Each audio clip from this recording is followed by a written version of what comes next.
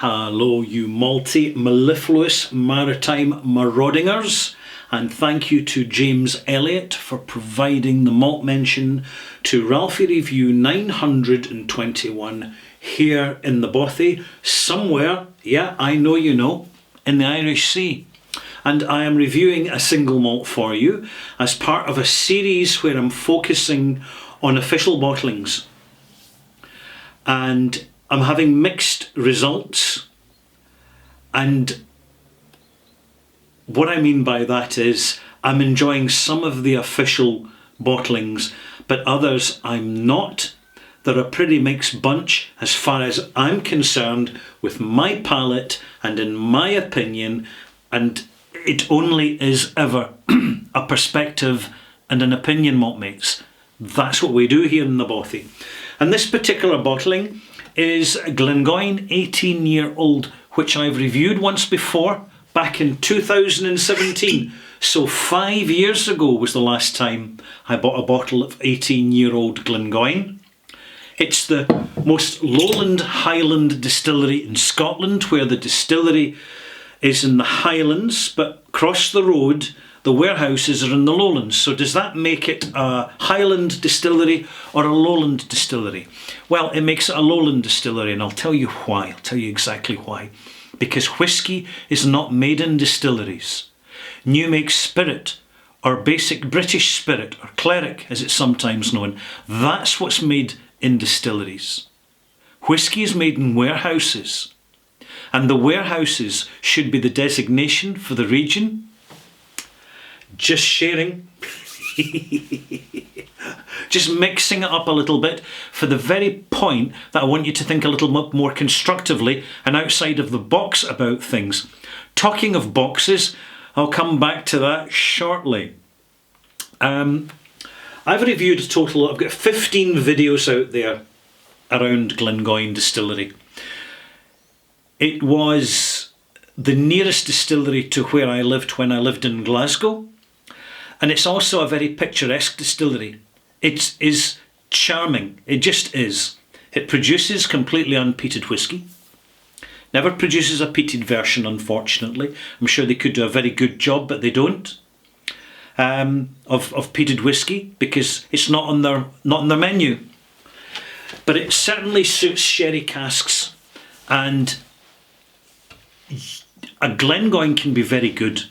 It can, in fact, in terms of character, with that big toffee note to it, and that slight natural sweetness, it can be as good as any other whisky out there, but you tend to overlook it because there's a little bit of inconsistency in the way it's presented to the market.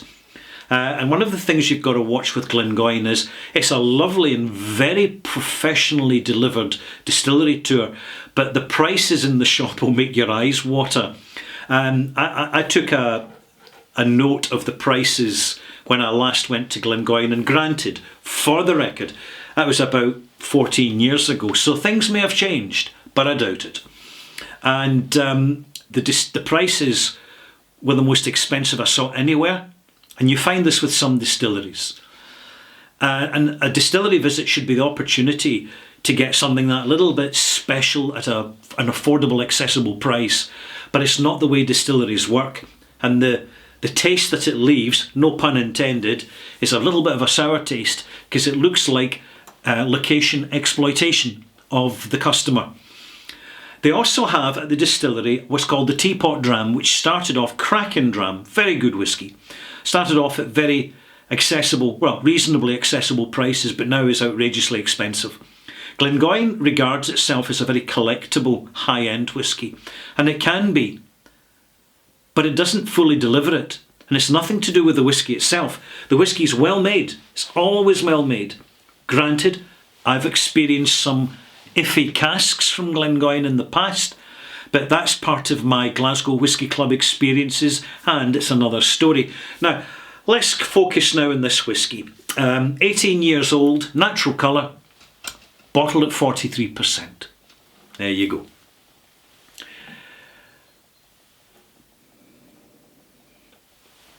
Lovely nose, slightly oily, rich in the nose. a good array of slightly sweet and sour fruits, dried fruits, and soft spices. Primarily raisin and sultanas together. A good dollop of intense barley sugar in the background, providing towards the toffee-ish note. And a nice crisp, naturally tannic end to the nose. How does that translate on the palate? Neat.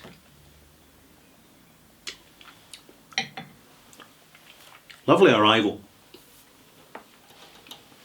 Soft but intense. Slightly takes you off guard with the arrival because you get this surge in the development with some nice complex conserve notes of pineapple and banana, definitely banana. And it's a naturally understated complex single malt whisky. Generally they use decent casks. It can be dependable. However, my previous experiences has been a little bit mixed, and you've got to be careful what you buy. So keep an eye on this distillery and ask those who have bought Glengoyne what they think of it, which batch they've bought, which age, when they bought it, and that should give you your bearings. I'm going to add a little bit of water now, but I have to add at 43% and 18 years old, I'm not going to add much. I'm adding literally 1 millilitre. That's a fifth of a teaspoon to this. Now I should be giving it 1 minute in the glass for each year in the cask, but I'm not going to do that because, as you can tell by the fill level, I have explored the ins and outs of this single malt and I'm thoroughly enjoying it. It's a good version.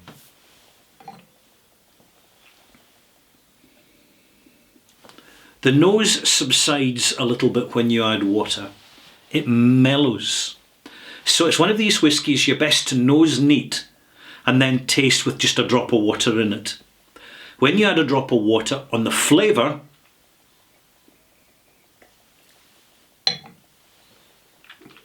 really extends the arrival. It emphasises more on the sweet and sour. And the longer you leave it, the more the cask, decent, slightly tannic, crispy, dried fruit note cask starts to kind of complement more the spirit. At the moment when you taste it at first, what you're getting is something that just, you know, through experience, it just needs to settle down a little bit. But then it's just going to find its pace. It seems when you add a drop of water, it's a little bit excitable in the palate.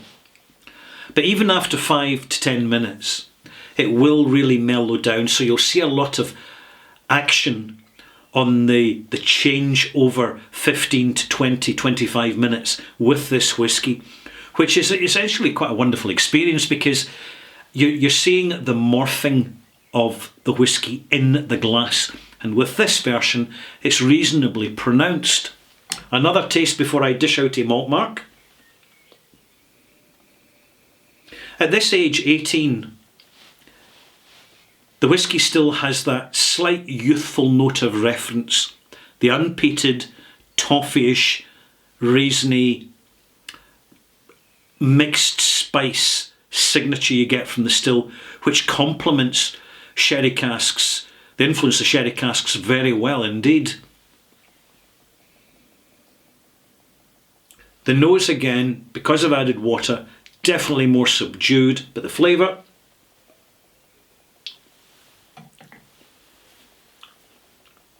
there's a bit more drama, a bit more dynamics in the arrival. Into the development, banana notes more pronounced. Slight apricot in the background, a little bit of ginger, a little bit of vanilla. So by adding that water, even after a few minutes, you're starting to see the colours of this rainbow show themselves a little bit more individually. And this brings me round to the malt mark. What will it be? I've been enjoying this. It's not an outstanding whisky because of the bottling strength. That holds it back most definitely. It removes some of its punch that it otherwise would have due to the additional alcoholic content of just 3%, that's all. Literally, if this went from 43% to 46%, it would elevate the status of this single malt dramatically. Still, it's a very competent mark. I'm going to give this 85 out of 100, and that, malt mates, is a malt mark. It would be an integrity malt mark if they just bottled it a little bit stronger. In fact, here comes the box, if they had replaced this big box, and it is a big box, you look at that box compared to the size of the whiskey it came in. The box is almost twice the necessary size it needs to be. And I'm getting very mixed messages from this, which I'm going to cover in my extras coming along shortly. Ralphie Review 921 extras. If they had cut out the cost of this packaging and just upped the strength of the single malt by 3% more, 1%, 2%, 3%, and then put on the label unchill filtered, this would be a 90 out of 100. Easy peasy, lemon squeezy. But this is the thing about Glengoyne, you've got a very entrenched senior decision maker mindset going on, which really is looking a bit dated, frankly. But that's purely my personal opinion. It's a fantastic distillery and great for a tour. You will not be disappointed. But just watch yourself crossing the road from the car park, because the cars go flying along there. The speeds they do, and the lorries are even worse. I'm Ralphie, hope you've enjoyed this. Pop back again for Ralphie Review 921 extras, in which I shall be addressing the packaging that this bottle came in and giving you my opinions on it. See you soon, malt mates.